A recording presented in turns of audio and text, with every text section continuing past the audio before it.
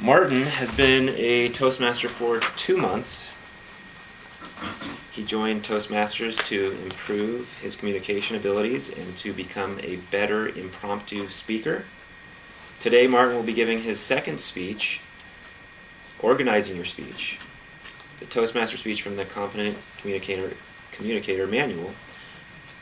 The title of his 5 to 7 minute speech is, appropriately, Randomness. Please join me in welcoming Martin.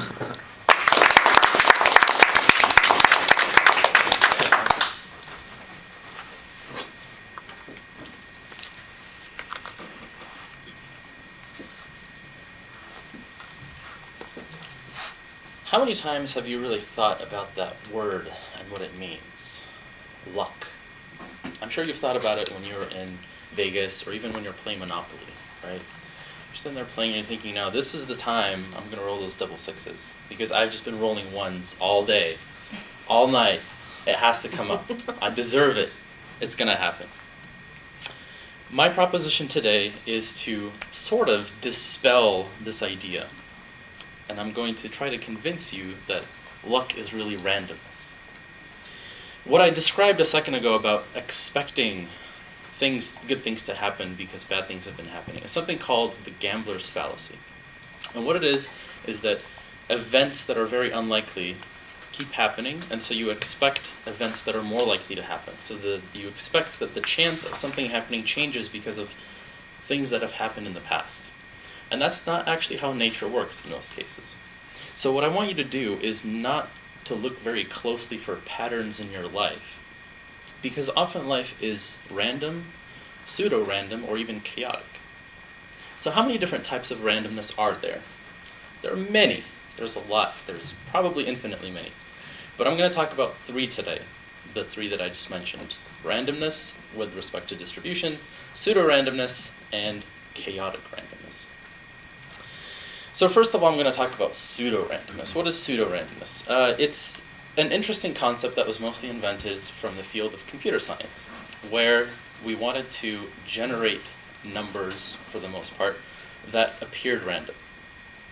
Now, why is this impossible? Why is it impossible to just get random numbers in a computer? Well, computers are deterministic machines, and what that means is that it has to specify exactly what state it's in at every single moment in time. Every single time that clock ticks, you know exactly where you are or where you're going, which is, as it turns out, not very conducive to just generating randomness.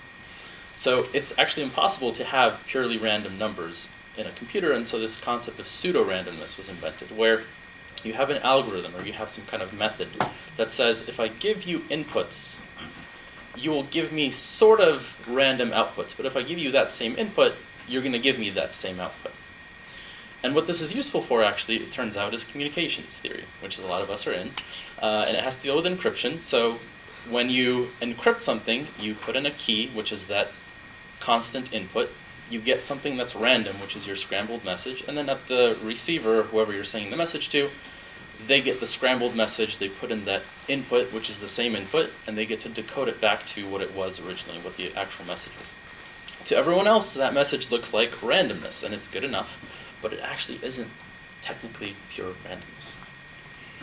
So this pseudo-random idea is the first part that I want to talk about. Is it something that looks random, but it actually has some kind of deterministic roots in it?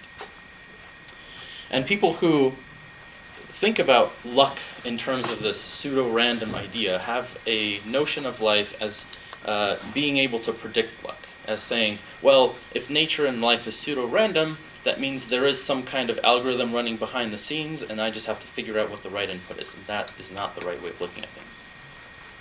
The second type of randomness that I want to talk about is chaotic randomness, which sounds really cool, and it's probably something you've heard of, not under the term chaos theory, which is kind of the scary mathematical term, but something called the butterfly effect.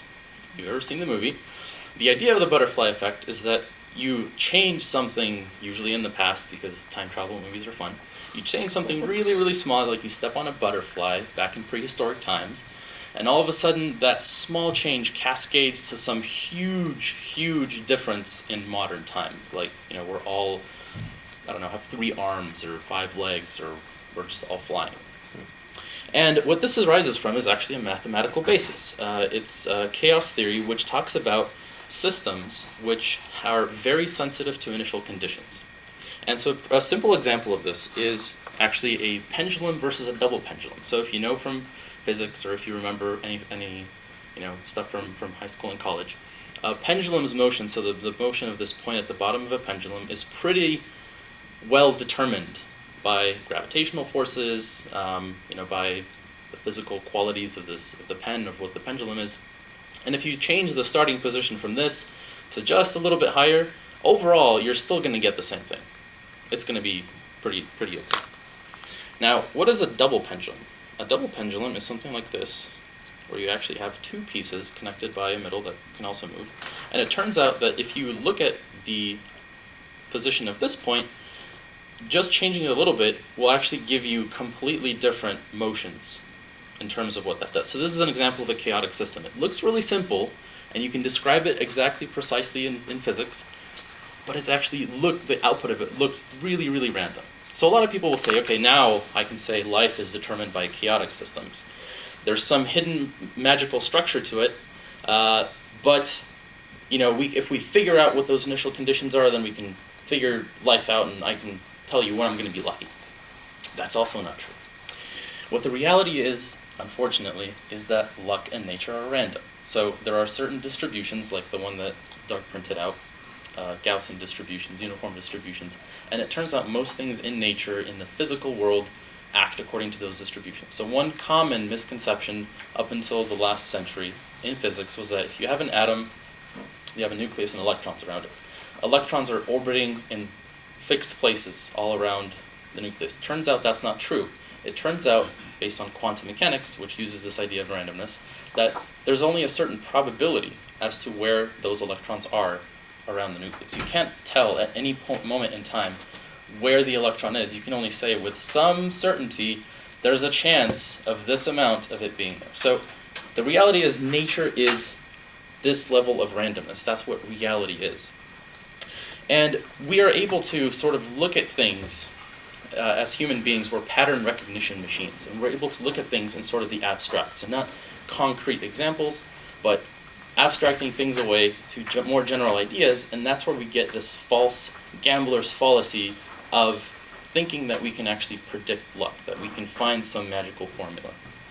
And based on the laws of nature, that really is not true. So my takeaway today for you is, don't think that life has some magical hidden patterns in it, because most of your luck is probably random.